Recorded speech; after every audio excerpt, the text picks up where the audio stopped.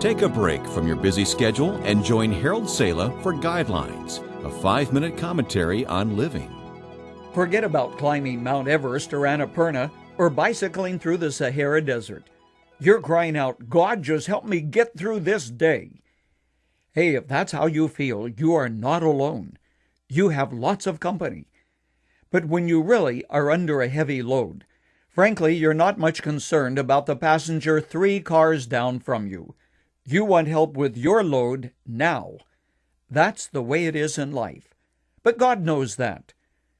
When Paul wrote to families in the Greek city of Colosse, he told them that whenever he prayed for them. In this prayer, he asked that they would be, here it is, strengthened with all power according to his glorious might, so that they might have great endurance and patience, and joyfully give thanks to the Father. Talk about something practical. Now think about it for a moment. He didn't ask God to remove their burdens and troubles, but rather to strengthen them with his power so they could have endurance and patience. And, oh yes, one more thing, give thanks to the Father. Talk about practical guidelines for living. You have them right here in Paul's prayer. Human nature, though, being what it is, we usually ask God to take away the burden, the difficulty of finding help for your children while you work, the boss who's a pain in the neck, the challenge of making ends meet because there's too much month at the end of your money. God, change my circumstances, we usually ask, thinking that if he comes through by taking away our problem, we will be happy and joyful. Not necessarily according to what Paul said.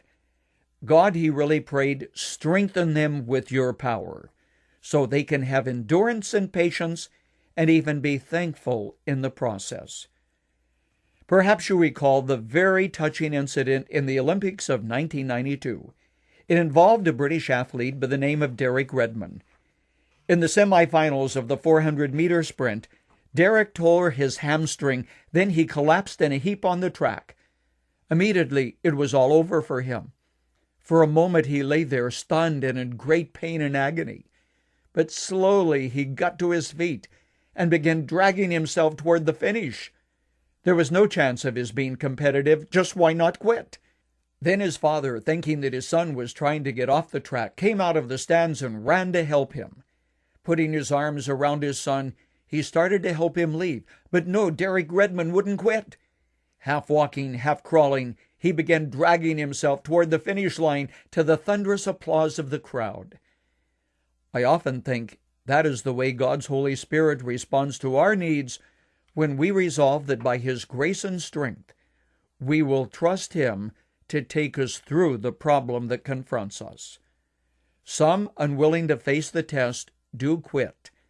But when you reach out for the Father's hand, you will feel his strong arms around you, helping you to not only get through the day, but to press on and to finish the course.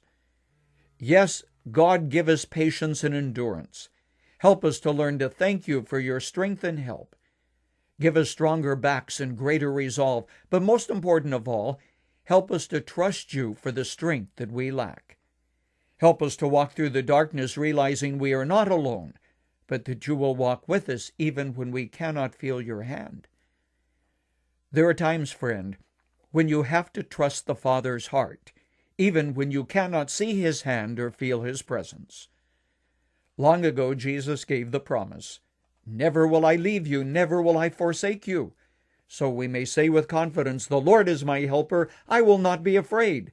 What can man do to me?"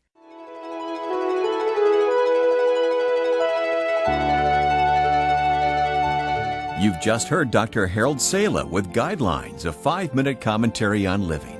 If you would like to listen to the program again, download a copy, subscribe to our e-commentary, or view other resources, visit guidelines.org. We would like to hear from you too.